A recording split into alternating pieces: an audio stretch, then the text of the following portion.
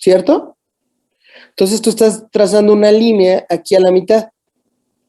Y el otro es donde entra la aguja, es decir, donde se unen este punto y este punto, es el punto donde tú entras para poder buscar esta zona. Eso es lo que está haciendo. ¿Por qué? ¿Qué pasa si tú entras diferente? Si tú entras, por ejemplo, chueco, pues obviamente esto no te lo vas a encontrar, te vas a seguir de lado. Bueno, literalmente vas a, ¿cómo decirlo? Yo tengo que entrar exactamente aquí en medio, ¿cierto? Donde se juntan las dos. Está una espina y esta otra espina. ¿Ya lo sintieron en sus manos? Eso es lo que se siente en la espalda. Y es más, si tienen a alguien junto, o es más, si ustedes se encorvan, pueden palpar sus espinas. Sus apófisis espinosas, ¿cierto? Si ustedes están de lado, si ustedes flexionan su espalda hacia un lado, van a ver cómo se desvían este punto y este punto. Tú lo que quieres es que los puntos estén alineados para que sepas que si entras en medio, vas a encontrar eventualmente, sin ningún tipo de resistencia, el espacio para poder ingresar tanto al peridural como al subdural. ¿Sí? Entonces, por eso es la única línea de referencia. Tal cual.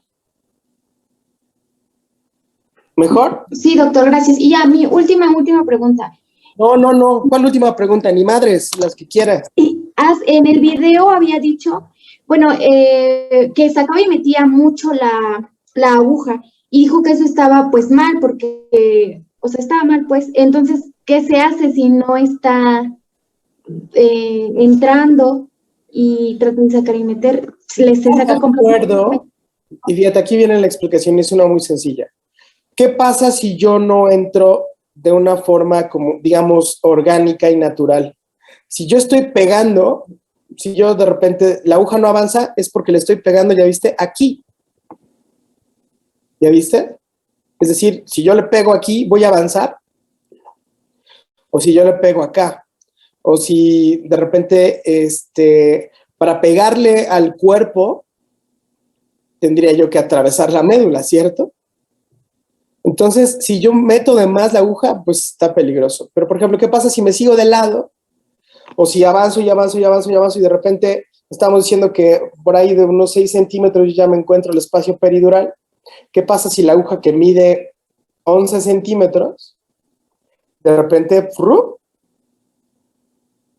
entra prácticamente toda? Pues, que abandona de forma lateral ¿cómo se llama? Que abandona de forma lateral el espacio peridural. Esa sería la pregunta. Creo que aquí tengo una imagen. Esa sería como la... Espérenme, por aquí tengo descargas. Por aquí tenía algunas imágenes. Espérenme, por aquí me estoy encontrando conmigo mismo. Ah, no, ya sé dónde está. Está aquí, espérenme. Aquí se va a ver muchísimo mejor. Doctor, disculpe, y si por ejemplo ya le da la médula, o sea, si hay algún tipo de reflejo por equivocación. Fíjate que sí puede suceder, depende. Por ejemplo, generalmente como le vas a dar a la parte posterior de la médula, es puramente sensitivo, ¿cierto? Si de repente tú le das por cualquier cosa a un nervio anterior, el paciente puede mover la pierna, ¿cierto? Tú estás estimulando el nervio y ese nervio que es motor va a condicionar un movimiento. Eso quiere decir que estás súper lejos de la zona donde deberíamos, ¿cómo se llama? Estar realmente. Espérame. ¿Dónde? ¿Cuál chingados es el nombre? Bariátrica, vascular. Espérame.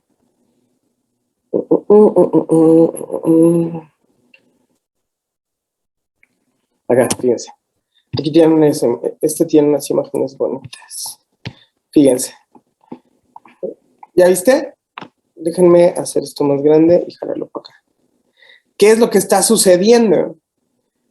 Si se dan cuenta, esta imagen está al revés de la que habíamos visto antes. ¿Ya vieron? Es decir, hace rato yo presentaba una imagen que los cuerpos es la parte ventral del paciente y esto sería la parte dorsal. En esta imagen que les estoy mostrando del Miller, lo que estoy viendo es una proporción diferente, es decir, la aguja entraría acá, ¿cierto? Entraría como en esta dirección, ¿cierto? Entonces, pero ya vieron que me puedo encontrar todos estos nervios que abandonan, tanto para el abdomen como para las extremidades, dependiendo del nivel en el que esté. Entonces, ya no. Entonces, ¿cuál es la dirección que realmente tengo? Fíjense, aquí están las espinas, ¿cierto? Las apófisis espinosas. Digamos que estoy en L3, L4. ¿Cuál es la dirección que debo hacer? Es ligeramente hacia caudal, hacia cefálico. O sea, voy de abajo hacia arriba para poder llegar a este punto.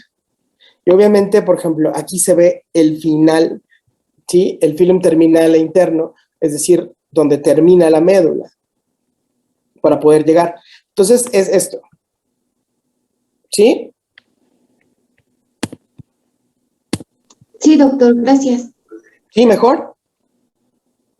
Entonces, si te vas de lado, si le llegas a un nervio, depende de donde estés. O sea, depende, por ejemplo, hay unos pacientes que de repente, ay, doctor, siento como que, siento un calambre en la pierna, o siento dolor. Por ejemplo, si tienes dolor, ¿sabes? Dolor, doctor, me dolió la pierna cuando me picó. ¿Qué está sucediendo? Que tú ya no estás solamente atravesando la dura madre, sino que le estás dando a un nervio y ese nervio está provocando una percepción. Entonces, hay que retirarse absolutamente y hay que cambiarse de espacio, hay que ver la técnica y hay que darle manejo porque este paciente y seguimiento también, porque este paciente tú lo puedes provocar una lesión nerviosa y que puede tener parestesias después o que pueda tener alguna otra molestia. Por eso la técnica debe ser como lo mejor hecha posible porque la zona es increíblemente importante. ¿Estamos? ¿Sí? ¿Alguien más tiene alguna otra pregunta? Doctor, ahorita que estaba hablando de que puede dejarles algún tipo de molestia a las personas cuando les pasan o les llevan esa parte, entonces, por ejemplo, a las personas que les hacen para las cesáreas y cosas así, y les dejan como un dolor de pierna, ¿es porque se llevaron, porque o sea, le hicieron mal? Claro, sí. O es que muchos dicen que, perdón, que son así como de que les pusieron mucha anestesia. No. Analicémoslo como lo que somos, como médicos. Uh-huh. Finalmente, tú tienes, para sentir, yo necesito estimular un receptor, ese receptor tiene que conectar a un nervio y ese nervio tiene que subir hasta el sistema nervioso central para percibirlo, ¿cierto? Entonces, si fuera por mucha anestesia, ¿qué le pasaría al nervio? ¿Funcionaría? No sentirías nada. Pero, por ejemplo, si tiene dolor después de que pasaron los efectos, después de que ya pasó todo el tiempo que debió actuar y la paciente o el paciente sigue teniendo dolor o molestia, es porque muy probablemente la aguja que me ayudó a poner el medicamento, de cierta forma, lo rozó, rozó la vaina. No es un dolor de extremidades después de un bloqueo. Eso que quiere que quede muy, muy, muy, muy claro. Por eso, los anestesiólogos somos responsables de, por ejemplo, dentro de las complicaciones del bloqueo, la primera ya habíamos dicho, la más común es hipotensión, después la más común es cefalea, y después vienen las lesiones nerviosas como tal, que pueden ser parestesia, puede ser dolor, puede ser disminución de la movilidad, disminución de la sensibilidad, todo lo que tiene que ver con lo que hacen los nervios, tanto los sensitivos como los motores. Entonces, sí, por ejemplo, muchas personas tienden a hacer dolor lumbar después de la colocación del bloqueo, porque no es, digamos, no le dieron a un nervio, pero muy probablemente al tratar de entrar, pues probablemente se llevaron el periósteo. Y el periósteo, como bien saben, es un lugar súper inervado. Entonces, el dolor realmente aquí no es los nervios, sino es el periósteo, que finalmente está inflamado, que hay que darle manejo, hay que darle seguimiento, hay que estar muy pendientes, porque finalmente depende de estos principios básicos. Pregunta en el chat. Doctor, ¿cuál había mencionado que era la causa de cefalea? ¿Era por la salida en exceso del ESR? Sí, se llama algunos, o sea, es punción de dura madre, y puede ser advertida o inadvertida, y se puede dar de forma inmediata o se puede dar hasta 48 horas después. Pero al final lo que estábamos viendo con las agujas es que entre la aguja sea más grande y sea más traumática la aguja, es decir, que tenga filo, pues es mucho más probable que yo le deje, digamos, ¿cómo decirlo mejor? Que yo le esté provocando que se rompió y se quede esto. Entonces, por aquí entró la aguja y le dejé, y hasta que no cicatrice esto, yo no voy a dejar de perder líquido cefalorraquídeo. Y el problema de la cefalea pospunción es que lo que tú estás haciendo es que se está fugando el líquido cefalorraquídeo, entonces el cerebro generalmente disminuye o cambia la posición porque no tienes la misma cantidad o la cantidad normal. Digamos que la cantidad o la presión normal dentro son por ahí de unos 15 milímetros de mercurio. Y esto depende de la edad y depende del sexo. Y, por ejemplo, quien más sufre de cefalea postpunción son mujeres jóvenes, porque son las que manejan una presión, digamos que en promedio esta. Pero, por ejemplo, después de los 56 años, una punción de dura madre, es muy poco probable que una persona ¿cómo se llama? Le cause cefalea, porque hay una disminución, entre comillas, fisiológica de la producción de líquido cefalorraquídeo, y eso también provoca que al final no tengan tantas molestias, entre comillas. ¿De acuerdo? Sí, Doc, gracias. Doctor, y respecto a lo que acaba de decir, ¿cuánto es el tiempo que dura la cicatrización para que ya no haya fuga de líquido cefalorraquídeo? Fíjate que los libros dicen que tú ya no debes de tener síntomas después de máximo 2 semanas. Es decir, con medicamentos o sin medicamentos, una cefalea postpunción debe parar. Y es más, el manejo de la cefalea postpunción es muy sencillo. Por gravedad, por la fuerza de gravedad, mejor dicho, si tú estás de pie, el líquido cefalorraquídeo cae a la médula, o cae finalmente a todo lo que a la médula espinal, y tienes más presión. Entonces, ¿cómo disminuyes la presión? Acostando a la paciente. Entonces, una persona que tiene una cefalea postpunción, de repente le cuesta trabajo sentarse, le cuesta trabajo caminar, le duele la cabeza. El dolor de cabeza tiene una tendencia occipital principalmente. A los pacientes se les quita absolutamente esa molestia cuando los acuestas. Cintia. Sí, doctor. Una pregunta, ya que esté, por ejemplo, posicionada ya estoy posicionada.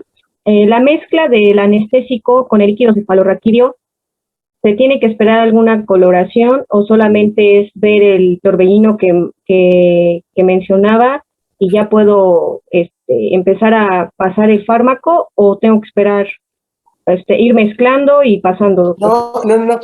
O sea, lo que realmente la prueba, a ver, es que, lo único que se ve es eso. Si tú agarras una jeringa con agua y de repente jalas tantito aceite, se ve cómo entra el aceite a la jeringa, ¿cierto? Sí. Entonces es lo único que tú estás esperando percibir, que realmente lo que estés jalando sea líquido cefalorraquídeo. Si yo tengo una solución, pero esto solamente lo puedo hacer con las soluciones hiperbáricas, hiperosmolares, más que tengan una osmolaridad mayor que el líquido cefalorraquídeo, porque si tienen la misma densidad, si tú jalas agua en una jeringa con agua, ¿realmente se ve? Si jalas un poquito.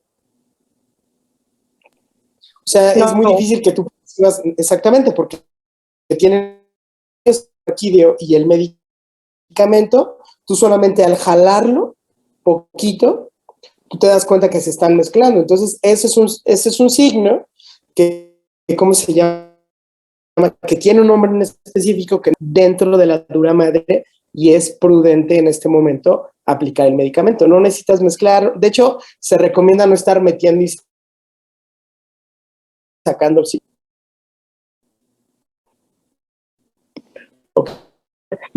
Una pregunta, ¿cuántas veces se puede hacer la punción, doctor? Max. No, ¿en un solo evento quirúrgico o en varios eventos? En uno solo, doctor. Fíjate que no hay un límite como tal, porque realmente, por ejemplo, lo que sucede es que tú buscas el espacio, entras, tú sientes cómo atraviesas con tu aguja esa hoja de papel, jalas, ves que sale el líquido cefalorraquídeo y lo pones. Que tú estés repitiendo esto constantemente realmente no está considerado dentro de la técnica, porque en más o menos entre 3 y 5 minutos el anestésico local que tú estás poniendo ya se instala, hace su trabajo. Entonces digamos que no hay un límite como tal de las veces que tú puedes entrar y salir de la dura madre para aplicar el medicamento, pero obviamente no es recomendable por todo lo que podría llevar. ¿Sí me doy a entender? Sí, doctor. Es que en el video se veía que entraba que pero si te das cuenta, entraba y salía, pero entraba en esta zona. En ningún momento vimos que entrara y saliera líquido, ¿cierto? Sino que se estaba peleando entrando en todo este lugar.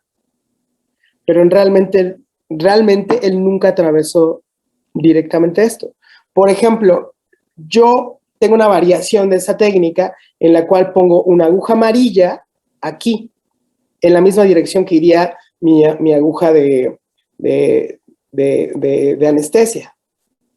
Yo pongo una aguja amarilla y después a través de la aguja amarilla estoy, digamos que ferulizando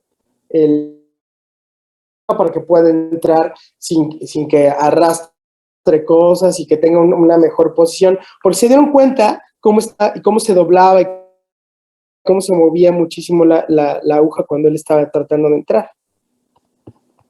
Por eso. Ok, doctor, muchas gracias. Mike, tenías una pregunta también. De nada, Cintia. Sí, doctor, gracias. ¿Qué nivel qué es lo máximo a lo que puede llegar, ¿no?, este tipo de anestesias regionales neuroaxiales para poder trabajar? Es decir, ¿cuál sería como que lo máximo en la altura de los dermatomas? C2. ¿De 2? C2. Ah, C2. Fíjate, ahorita hace rato estaba yo revisando aquí una plática de un tipo y tenía ahí algunas imágenes que se me hicieron prudentes para enseñarles. Miren, aquí tienen, sí se ven, ¿no? La médula, aquí están los pies, aquí está la cabeza. Entonces, ¿qué pasa cuando yo pongo al paciente en Trendelenburg? ¿Qué le va a pasar al medicamento? Sí. ¿cierto? Ajá. Pero ¿cuál es el riesgo de bloquear hasta C2? Respiratorio, ¿no? Claro, si tú bloqueas el frénico que nace entre C3 y C5, pues obviamente el paciente no va a tener control del diafragma y es muy peligroso. Y entonces ahí sí usa otro tipo de anestesia regional. Sí, claro, o sea, tú realmente, por ejemplo, es muy poco recomendable y realmente nadie hace cirugía, por ejemplo, de cuello con un bloqueo subdural o peridural por el riesgo exactamente de esto, ¿no? De que bloquees el frénico y el paciente no pueda ventilar. Lo que, por ejemplo, los niveles más altos que realmente se utilizan son a nivel torácico, por ejemplo, cuando se hacen toracotomías, cuando se hacen esternotomías. Tú puedes dejar un catéter peridural torácico y manejar, por ejemplo, mezclas de medicamentos, a lo mejor no con anestésico local o con un anestésico local muy poquito, pero a lo mejor también ponerle, por ejemplo, solución salina con morfina o poner una dosis muy baja, analgésica puramente, ¿cómo decirlo?, de anestésico local. Puedes hacer combinaciones para poder atacar lo que necesitas. Por ejemplo, yo necesito bloquear T4 hasta acá y entro a lo mejor a nivel de T10, T11 y pongo un catéter y le doy un poquito de volumen a la dosis peridural y alcanzo niveles mucho más altos. Eso sí podría ser. ¿De acuerdo, Mike? Sí, gracias, gracias. ¿Sí se queda claro? Sí. Perfecto. Entonces, fíjense que esta me gustó por esto. Entonces, y este es como el resumen que me voy a piratear para poder hablar de estos detalles. Entonces, ya habíamos hablado de que sí se ve mi cursor, ¿verdad? Sí, doctor. Sí, sí, sí. Perfecto. Entonces, el anestésico local, ¿qué hace? Bloquear la conducción nerviosa. Punto. ¿Ok? Esto mismo provoca analgesia y relajación muscular. ¿Por qué? Porque también están bloqueados los nervios, ¿cómo se llama?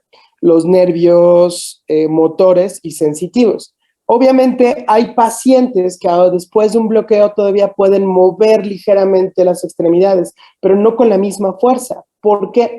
Porque si ustedes recuerdan, las fibras de dolor las tipo C son amielínicas. Eso quiere decir que los canales de voltaje los canales de sodio voltaje pendientes están, digamos que libres y repartidos en el nervio. Entonces es muy fácil bloquearlos. Es lo primero que se bloquea son las fibras de temperatura y de dolor burdo. Y después las A delta, pero las A delta son mielinizadas, pero son más chiquitas.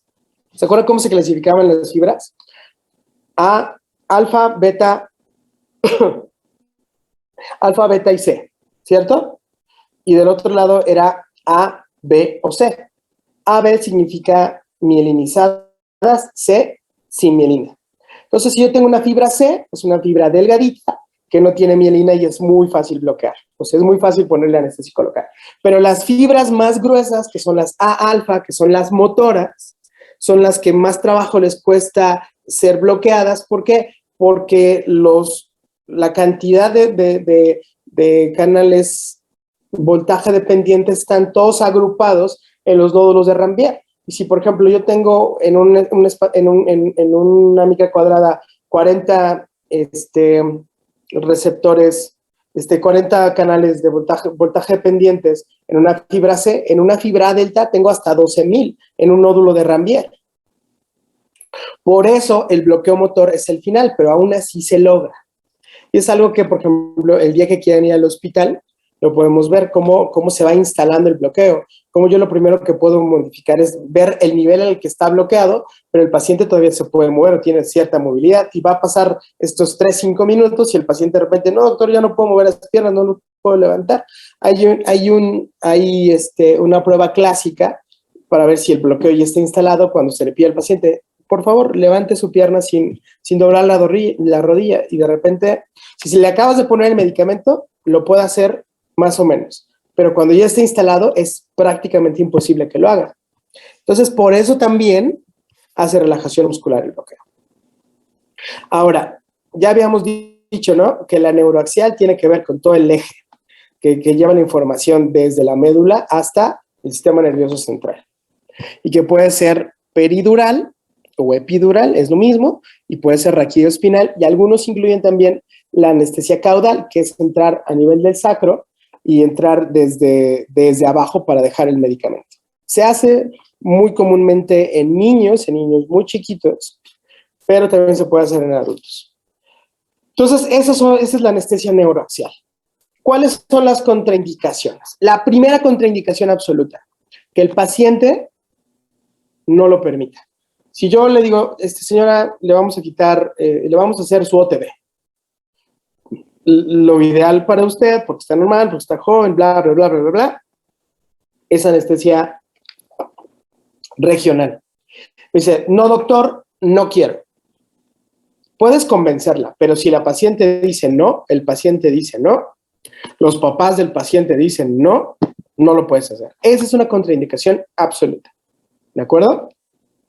Recuerden, muchachos, que no podemos hacer nada que no se nos permita hacer, a menos que el paciente esté inconsciente y no tenga familiares y tú tengas que tomar una decisión de vida o muerte en ese momento con ese paciente, porque es la única forma en la que se puede tomar una decisión sin la aprobación del paciente. ¿De acuerdo? Luego, que exista un sitio de infección en la zona. Si tiene por ahí máculas, pápulas, por ahí un acné feo, o si tiene ahí una herida que sanó mal, un paciente quemado, ¿saben? Si yo tengo infección en la zona donde voy a entrar en la aguja, es muy probable que yo arrastre esos bichos hasta el espacio subaracnoideo y pueda provocar una neuroinfección. Entonces, por eso está contraindicado de forma absoluta. ¿Qué más? Si yo tengo coagulopatía, si ya vieron cómo estamos entrando y junto al espacio peridural vienen unos plexos venosos importantes que, por ejemplo, en la embarazada aumentan. Es muy fácil que yo tenga una punción roja, es decir, que al tratar de buscar el espacio peridural, a los lados yo tengo venas. Entonces, si yo le doy aquí a la vena y el paciente no coagula bien, puedo hacer un hematoma peridural y puedo provocar un daño horrible que va a tener que ese paciente ser sometido a cirugía de urgencia y hacerle una laminectomía descompresiva para tratar de no dañar la médula. Entonces, por eso está contraindicado. Si el paciente no tiene tiempos de coagulación adecuados o tiene una coagulopatía, mejor dicho, no se debe realizar el bloqueo. ¿Qué más? Si el paciente está tomando anticoagulantes orales o subcutáneos, hemoglobina de bajo peso molecular, si yo tengo un paciente así, se tiene que suspender el medicamento en relación al tipo de medicamento, porque tienen metabolismos diferentes. Pero si un paciente llega y de repente, no, pues no, doctor, no he dejado de tomar mi clopidogrel, ni me he dejado de poner mi heparina de bajo peso molecular subcutáneo. Ese paciente no lo puedo bloquear por el riesgo a hacer un hematoma en la zona. Obviamente hipovolemia, porque si yo tengo un paciente que está hipotenso, que de repente que está chocado, que tiene cualquier tipo de choque distributivo, cardíaco, séptico, y yo le pongo un bloqueo y de repente le estoy bloqueando toda la respuesta simpática, ¿qué le va a pasar a ese paciente? Pues se va a hipotensar muchísimo más y es posible que hasta se muera por mi bloqueo si el paciente está hipovolémico. Entonces, tanto la hipovolemia como la coagulopatía me dicen absolutamente no, hay que cambiar la técnica. Así sea un apéndice, así sea un procedimiento muy chiquito, no. Es por la zona que yo estoy manejando que yo no debo hacer y por todo lo que pueda acarrear estos detalles. Enfermedad neurológica indeterminada, si yo no sé qué tiene, sobre todo si tiene un incremento de la presión intracraneal. ¿Por qué? Porque si yo llego a puncionar y llego a hacer una fístula del quirocefalorraquídeo y si llega a salir de más, de repente el paciente se puede herniar, es decir, puede ser una hernia uncal que va a jalar las estructuras básicas del tallo y la médula, se van a jalar y el paciente puede morirse en ese momento por bloquearlo. Entonces, si yo tengo aumento de la PIC, también está contraindicado de forma absoluta la colocación del bloqueo peridural y subdural y cualquier tipo de intervención a este nivel. ¿Estamos? Bueno, las contraindicaciones relativas, doctora Molly, silencio. Estamos dando clase. Perdón. Todo suena bien. Contraindicaciones relativas. Infección en lugar diferente al sitio de punción. Es decir, si tiene una lesión a nivel torácico y yo lo voy a puncionar lumbar, pues obviamente puedo aislar esa zona, limpiarla diferente y después hacer un aseo distinto ahí, poner también un campo, delimitarlo y que realmente yo esté asegurando que la zona que esté infectada no influya en el lugar donde yo voy a hacer la punción. Entonces, eso también es bien importante. Desconocimiento de la duración de la operación. Esta es una contraindicación. ¿Por qué? Porque a lo mejor yo puedo poner aquí un bloqueo y es más, le puse bupi pesada con un poquito de fentanil y de repente tengo ahí una dosis entre 3 y 4 horas, pero de repente no sé qué le van a hacer ni cuánto va a durar, pues obviamente va a llegar un momento, si dura más de eso, que yo voy a tener que cambiar la técnica. Pero, por ejemplo, no tanto si a lo mejor, digamos que esto de desconocimiento de la duración de la operación es también relativo porque hasta un apéndice puede complicarse y durar varias horas, ¿no? O por ejemplo, una cadera o un tobillo o cualquier cirugía puede prolongarse. Eso no quiere decir que no se pueda bloquear. Lo que muy probablemente va a suceder es que cuando se termine el efecto del bloqueo y el paciente empieza a tener molestias, pues yo voy a necesitar cambiar de regional a general, pero nada más. Bloqueos por encima de T6, enfermedades cardíacas que tendrían una contraindicación relativa. ¿Por qué? Porque finalmente, con estas cadenas simpáticas, sobre todo lo superior que maneja toda la respuesta cardiopulmonar, acuérdense que va de T1 a T4. Entonces, si yo bloqueo por arriba de T6 en un paciente cardiópata, lo dejo sin respuesta simpática. Entonces, este paciente no se va a poder defender si sucediera algo. Entonces, por ejemplo, sí, pero no es relativo también. ¿Por qué? Porque, por ejemplo, es lo que estaba yo explicando, a lo mejor voy a meter una cirugía de cardio, que le van a operar a un paciente que es cardiópata, que no tiene respuesta, entonces yo no le pongo dosis de anestésico local que le va a eliminar la respuesta simpática. Yo solamente voy a poner soluciones anestésicas con morfina, con fentanil, con dexmedetomidina, con algún otro medicamento que le ayude al paciente con la analgesia, pero no quiere decir que no lo pueda yo bloquear. Si fue escoliosis, artritis, no son contraindicaciones, pero sí hay que conocer cuál es la patología que tiene, de preferencia, por ejemplo, si yo en la consulta me doy cuenta que tiene escoliosis o tiene por ahí una desviación de la columna, pues le mando a pedir placas y obviamente ese día se le explica al paciente que el procedimiento no es el habitual con una persona que no tuviera este problema y se va a tratar de hacerlo porque es lo ideal para tu paciente. Pero esto tiene que ver ya con la comunicación. Las complicaciones.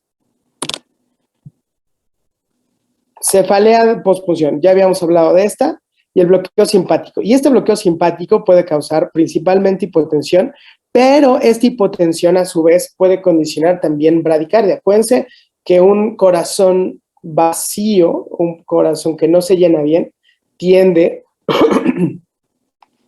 a disminuir su trabajo. Obviamente, hipotensión y vasodilatación muchas veces se utilizan como sinónimos. ¿Qué más puede pasar con nuestro bloqueo? ¿Retención urinaria? Sí. Sobre todo cuando se utilizan opioides.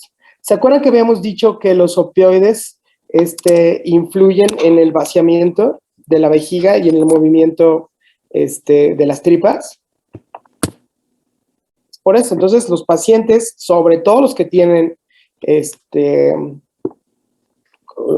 se utilizan opioides en la mezcla de medicamentos para la dosis, pues tienden a hacer retención urinaria. Y obviamente también un paciente que yo le puedo, que dura 5 o 6 horas la cirugía y a lo mejor yo tengo un catéter peridural que le estoy poniendo constantemente dosis para que dure esas 6 horas, imagínense, son 6 horas que el riñón sigue funcionando, que sigue produciendo orina y que se está llenando y llenando y llenando y llenando la vejiga. Entonces, muchas veces, y van a verlo, en las cirugías que duran sobre todo más de 2 horas, se les pone una sonda urinaria para evitar estos problemas. Entonces, para evitar esta complicación, se resuelve con una sonda. Náuseas y vómitos. Y estos generalmente son principalmente causados por la hipotensión. También pueden ser provocados por algunos fármacos, sobre todo morfina. La punción hemática, es decir, si yo me encuentro a los plexos, que acompañan a la médula, pues obviamente puedo provocar un hematoma, ¿no? Esto también ya lo expliqué hace ratito. Prurito, también por el opiáceo, parestesia, así es lo que estábamos platicando. Si yo le llego a dar algún nervio, va a haber nervios que solamente a lo mejor se inflamen o que eventualmente se pueda recuperar, pero también puedo lesionar. Y finalmente, disnea, esto es lo que estábamos diciendo con Mike y con Cintia hace rato, tiene que ver con que yo pongo una anestesia raquidialta. ¿Qué tan alto?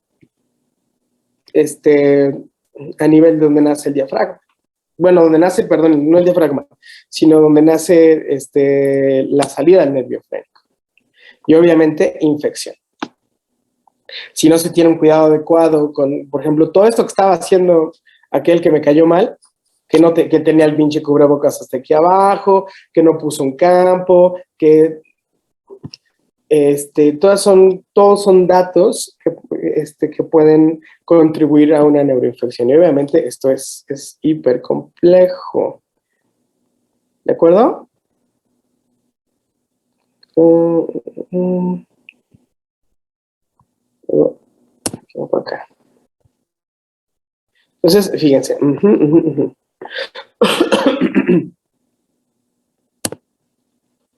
Déjenme avanzar esto aquí, porque aquí viene también lo de los medicamentos. Aquí. Pues fíjense. Entonces, esto es lo que estamos hablando de la anestesia intradural, lo que le estoy poniendo al paciente, ¿no? Y lo que estábamos diciendo. Finalmente, la varicidad. O sea, qué tanto son densas o no densas con relación al líquido cefalorraquídeo. Entonces, así yo divido, por ejemplo, los que son menos son la lidocaína. Entonces, la lidocaína tiende a subir. Si yo le pongo lidocaína a mi paciente en el subaracnoideo, ¿qué le va a pasar al medicamento? Pues obviamente, si yo lo estoy poniendo a lo mejor a nivel de L2, pues va a acabar en T4, T5. Generalmente no se utiliza lidocaína a este nivel. Isobáricos, bupivacaína, ¿sí? Pero en su versión normal al 0.5 en agua. Pero la que yo utilizo como hiperbárica es bupivacaína al 0.75 en dextrosa. ¿Ya vieron? Y ese momento hace variar la varicidad. Es decir, esta es la varicidad normal del líquido cefalorraquídeo, de 1. Los hipováricos es de 0.9. Los isobáricos son muy cercanos a ellos. Y los hiperbáricos, obviamente, son más. Pero tiene que ver eso, ¿no? Finalmente, tiene que ver con estas asociaciones de dextrosa. Y es más, yo tenía maestros que cargaban su bupivacaína y de repente cargaban glucosa y ellos hacían sus compuestos para poderlo. Pero en la actualidad, estas presentaciones ya se tienen listas para la aplicación, como el frasquito ese que vimos en el video. Entonces, los fármacos, por ejemplo, esto de añadir adrenalina ya no se hace. También había libros que decían que tú puedes, por ejemplo, poner un poquito de adrenalina con el anestésico local para que hubiera vasoconstricción y que no hubiera tanta fuga o pérdida del medicamento, se quedara más tiempo en ese lugar y durara más.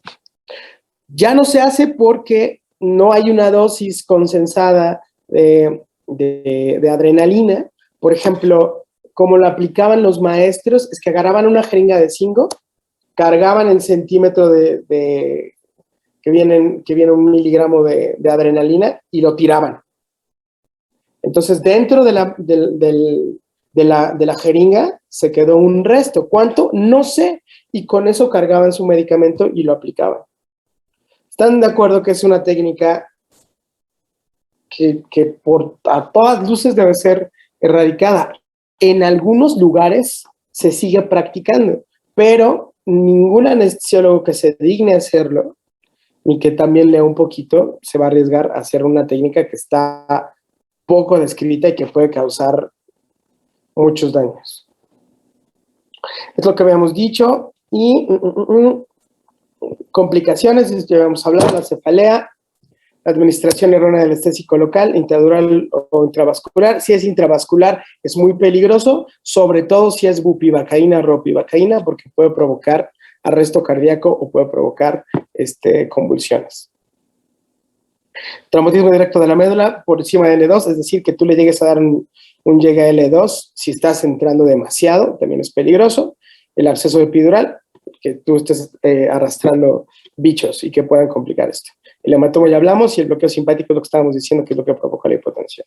Y fíjense que aquí tienen esta explicación de la varicidad. Entonces, tú tienes aquí líquido cefalorraquídeo, ¿no? Si tienes poca varicidad o es hipovárico, ¿qué le va a pasar al medicamento? Se va para arriba, ¿no? Si tiene mucha densidad, ¿qué le va a pasar al medicamento? Se va para abajo. Pues por eso yo estoy valorando el nivel con mi paciente. ¿Y qué más es esto? Esto ya lo habíamos explicado. Las posiciones y ya. ¿De acuerdo? Muy bien. Mis vidas, ¿alguna pregunta?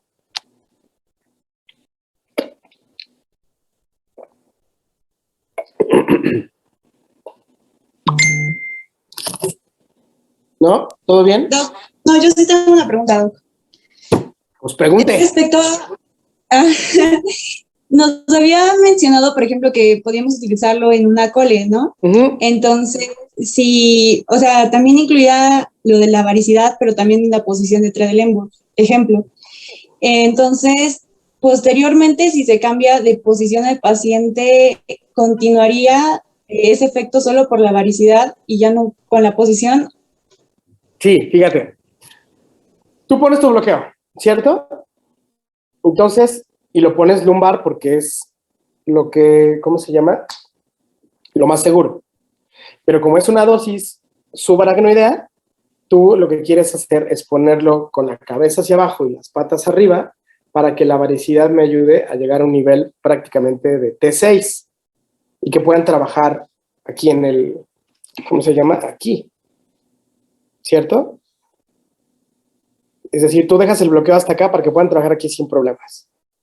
Pero para lograr eso, ¿qué hiciste primero? Poner la cabezota arriba, la cabeza abajo y los pies arriba. ¿Cuánto tiempo necesito esto? Lo suficiente como para que se instale. Y había dicho que solamente necesito mantener al paciente entre 3 y 5 minutos. Después de esto, el medicamento ya está instalado y tú ya puedes poner al paciente en la posición adecuada para que se opere. Con esta condición de que obviamente si es una dosis única y a lo mejor pues va a durar 2, 3 horas, 4 horas máximo, dependiendo de lo que le hayas puesto. Pero sí, finalmente sí se hace. Sí se hace. Y lo único que necesitas es la posición para la instalación del bloqueo. Ya, está bien. Gracias, doctor. Y otra pregunta, con respecto a la cefalea, o sea, dijo que duraba como 2 semanas. Entonces, no le puedo decir al paciente que se quede acostado pues todo este tiempo, ¿no? Entonces, ¿qué terapéutica emplearíamos ahí? Fíjate que hay muchas terapias. Por ejemplo, hay desde bloqueos aquí a nivel de la cabeza. Se bloquea ahí, ¿cómo se llama? Se bloquea el ganglio. Ay, no me acuerdo. Hay bloqueos de ganglio. Se puede hacer también, por ejemplo, había una tendencia hace muchos años de poner un parche hemático. Tú le quitabas sangre al paciente y se la ponías de forma peridural para tratar de hacer un sello, se hiciera un coágulo y ahí ya no hubiera fuga. Esta práctica en algunos lugares se sigue haciendo, no es recomendable. ¿Qué más se puede hacer? Generalmente tiendes a buscar medicamentos que te ayuden al dolor. Entonces, un esquema bien básico, bien sencillo, es paracetamol con cafeína. Entonces, a estos pacientes se les piden que tomen muchos líquidos, que tome con horario paracetamol con cafeína, creo que así viene el Cafergot, no me acuerdo, o el Sedalmer, uno de esos dos tiene paracetamol y cafeína, y tú se los puedes dar con horario, para que la paciente, y aparte muchos líquidos, y le puedes decir que tome café, y puedes decir muchas cosas, lo que va a lograr es que haga un poquito de vasoconstricción, y que también ayude a hacer una recuperación más rápida, y el paracetamol como analgésico. Y obviamente puedes manejar esquemas mucho más complejos de analgesia e ir sobre todo haciendo una movilización estratégica. Tú lo tienes acostado sin ningún problema, ¿no? Y no tiene dolor. Bueno, le pones una almohada y el paciente sigue sin dolor. Ya la hicimos. Entonces, tú lo puedes incorporar poco a poco. Y obviamente con los líquidos, con los medicamentos y todo, y ver, obviamente, para que se recupere lo antes posible. Yo lo que había dicho, esas 2 semanas, esas son 2 semanas que sin medicamentos se va a curar solito. ¿Por qué? Porque solamente tiene que cicatrizar. Pero con medicamentos, obviamente, estas 2 semanas se reducen de forma pues exponencial. Muchas veces la molestia les dura 1 o 2 días y se acabó. ¿Sí? Ok, gracias, doctor. Sí, todo claro, gracias. Sí, Adriana. Luego aquí Memo preguntó, si el paciente se pone muy nervioso al realizar el procedimiento, ¿qué tan recomendable sería administrarle un ansiolítico primero? Absolutamente, Memo, tienes toda la razón. Yo, cuando pongo un bloqueo, siempre le pongo un poquito de opioide. Generalmente le pongo fentanil entre 1 y 2 microgramos por kilo, es decir, por ahí de unos 100 microgramos. Entonces, si recuerdan, el fentanil da analgesia y da sedación. Entonces, el paciente va a ser mucho más fácil que lo infiltres, va a ser mucho más... O si, por ejemplo, no tienes fentanil, no pasa nada, le puedes poner también una dosis de midazolam muy bajita y eso va a ayudar a que coopere muchísimo mejor y no esté así de ansioso. Y obviamente es parte de la medicina perioperatoria porque no sirve, no va a cooperar, no se va a poner en la posición adecuada, se puede mover en cualquier momento y eso puede ser muy, muy, muy peligroso. Pero sí, la recomendación es utilizar siempre un ansiolítico antes de iniciar el procedimiento. ¿Por qué? Porque realmente ya vieron muchos bemoles y otra, pues no es tan placentero. O sea, en manos mágicas prácticamente no se siente. ¿Qué? ¿Ya acabamos? Gracias, doctor. Ay, ya no siento mis piernas. Oye, qué bueno. Y se acabó. Pero de repente, si lo es un paciente obeso, que tiene una desviación de la columna, o que no sienten bien los espacios, o que tú estás tratando y batallando, y de repente le pegas al hueso y no entras, y tienes que reposicionar, y tienes que apachurrar al paciente, pues obviamente todo eso va a condicionar que la técnica no sea tan limpia ni sea tan rápida. Entonces, siempre un ansiolítico va a ser la diferencia entre que el paciente se sienta bien. ¿De acuerdo? ¿Dudas, preguntas, corazones? Creo que no, doctor, bien. Bueno, entonces, la próxima semana hay puente el lunes, ¿no? Por el Día de la Revolución. Bueno, yo no voy a la escuela. Ya lo único que nos falta, ya prácticamente, y yo creo que es lo que vamos a ver las próximas semanas nada más, serían casos clínicos. Entonces yo les voy a traer casos clínicos de qué le pongo, qué dice la valoración, cómo se maneja, qué se hace, la técnica que se utilizó y por qué de las cosas. Si tienen dudas de algún tema en específico, también lo pudiéramos ver, pero esto ya depende de ustedes absolutamente. ¿De acuerdo? Entonces, la próxima semana, el martes, empiezo con casos clínicos. Yo obviamente también, si están volviendo a leer, si están volviendo a ver las clases, lo que sea, y les surge alguna duda, así sea de hace 50 temas, pues con mucho gusto la resolvemos. ¿Estamos? Sí, doctor, Sí, muchas gracias. Sí, doctor, ¿Seguro? muchas Gracias, doctor. gracias. Acuérdense, una vez más, no voy a hacer examen para los 22 onzos que tengo inscritos. No voy a hacer examen. Su examen va a ser única y exclusivamente que me entreguen ¿qué? Historia clínica. Su valoración para que siga completa lo más bonito posible. Entre más bonita y más completa esté, mayor calificación van a sacar. ¿Estamos? Estamos, Doc. Sí, doctor. Sí, doctor. Me parece muy bien. Sale, corazones. Doctor, Doctor, ¿cree que nos pueda volver a compartir el link del libro, por favor? Sí, por ahí lo tenía, ¿no? Pero sí, ay, espérame. Déjame abrir aquí mi Dropbox.